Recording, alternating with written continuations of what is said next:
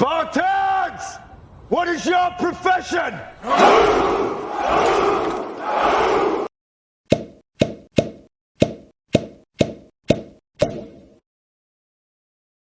I just do eyes. It's just eyes.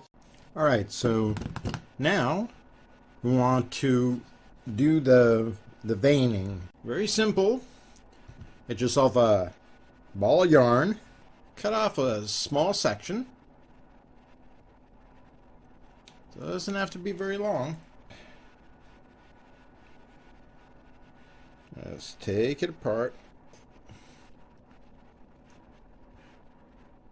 We actually won't need all of this. Now you can start tearing little threads off of it. Go as heavy as you like, make the veins as thick as you like, prepare as much ahead of time as you can. To glue them on, I just use a clear nail varnish, nail polish. It's just the easiest thing. Now what you do, get yourself a little bit, coat the top part where you want the veins to start, and grab yourself a little piece. Let's not start with the thickest one. And there you go. Now, I would suggest not doing the whole amount yet. Just go around and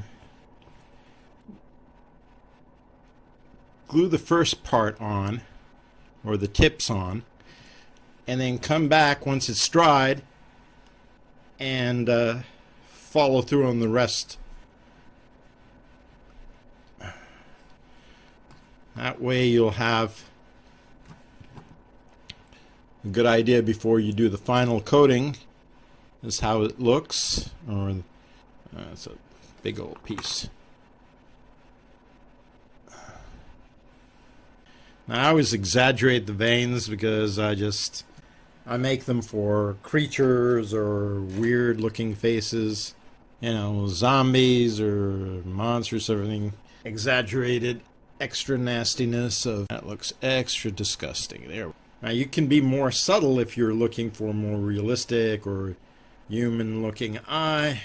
See, it doesn't take a lot really to make an effect.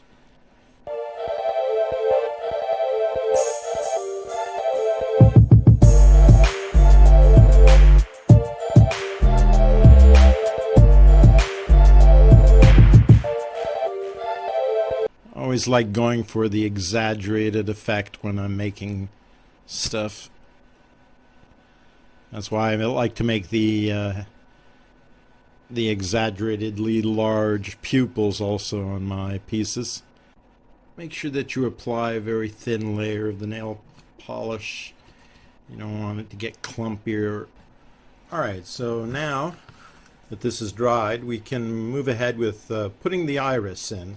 And this is really the easiest part, I think. Let me explain. You go on the internet and you can find examples of irises, and you can like download templates for free of all these different colored and bizarre looking irises. Now I've collected a whole bunch of them and put them on one sheet. Now what I like to do is this is a glossy paper that I have to put in my printer when I'm doing these, but before I do that I group them, I make different sizes, and I try to get them as close to the cabochon size as I can through the measurements, but sometimes you're off. But before you print it on the glossy paper and before you use color printing ink, you can just do a sheet on plain regular printing paper, the cheap stuff, and print them in black and white. Getting all the sizes, doing a gradual sized, you know, starting with a very large iris and then doing a smaller and a smaller one in increments until you get to really tiny ones. And then print them out and see, take your whatever cabochons you have at that point and line them up and see how close they are to what you want. And you see these, they're just a little too big. But if you go down here, you'll find one that's just right. You know, I just hit it right on the mark for that one. So depending on what size cabochon you have, if you have a lot of different sizes, then find the ones that work for the sizes that you have. I think they're right there. There we go. You know, and line them up on the ones that work for the size that you have. And then go back in your graphics program from where you printed out the black and white one. Delete the ones or the sizes that don't work for you, and then fill up the remainder of your sheet with the sizes that do. And obviously put in, like I said, the glossy paper works best. Put in a glossy sheet and put the color back on, so you know you get the real colors out.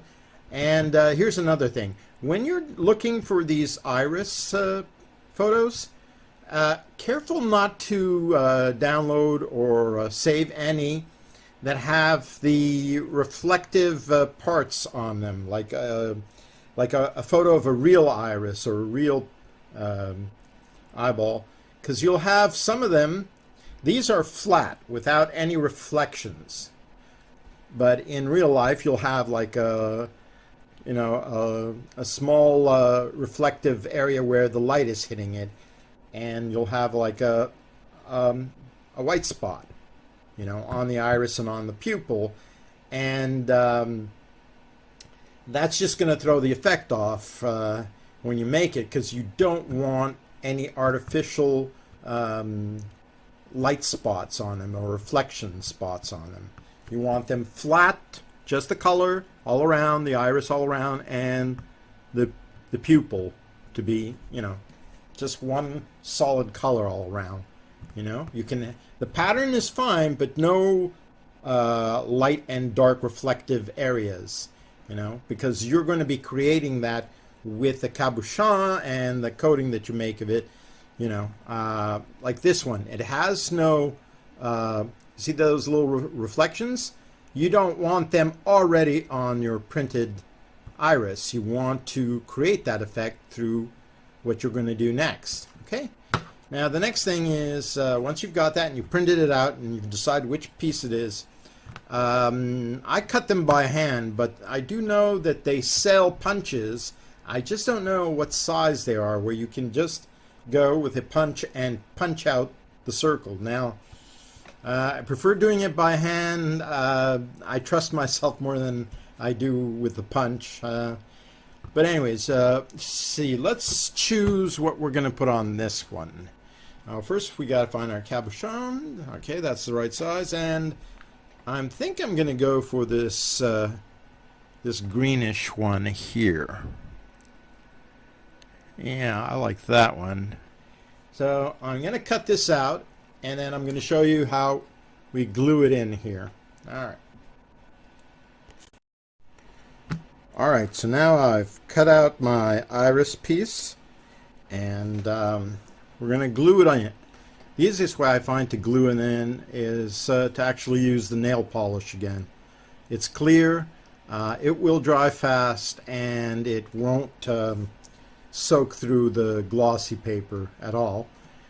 And because when you glue in the paper, you want it to be nice and flat, no possibility of air bubbles coming out after when you press the cabochon on. Because don't need a lot, just need enough to make sure that it will stay in place all around and that there won't be any air trapped. In you go.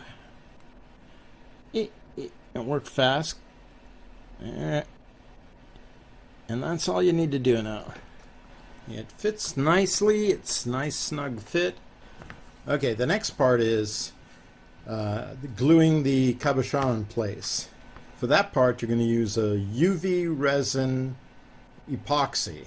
Now, What's great about it is it won't start hardening until you apply the UV light to it. And so you can move it around, you can check it, make sure there are no air bubbles. What I like doing is putting a little glob in the middle, pushing it out to all the corners. Now take my cabochon and starting from there, let it slide slowly, and you see, but there is no air bubbles I can detect in there. Now, before I hit it with the UV, I'm going to flatten out a little bit of the excess because I don't want it to create a ridge there. I want it to flatten out. That's when we're going to put the next coat. That ridge will interfere with getting a nice smooth coating. We don't have any excess clogging up.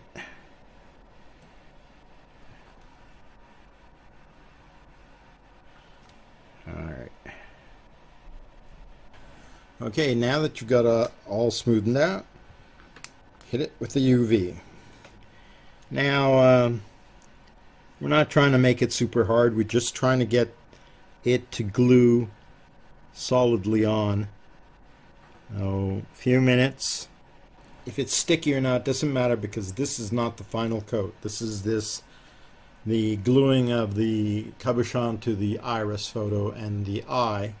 We're just going to mix up the next part and then we're ready to go. The next is the final coating. I'll see you then.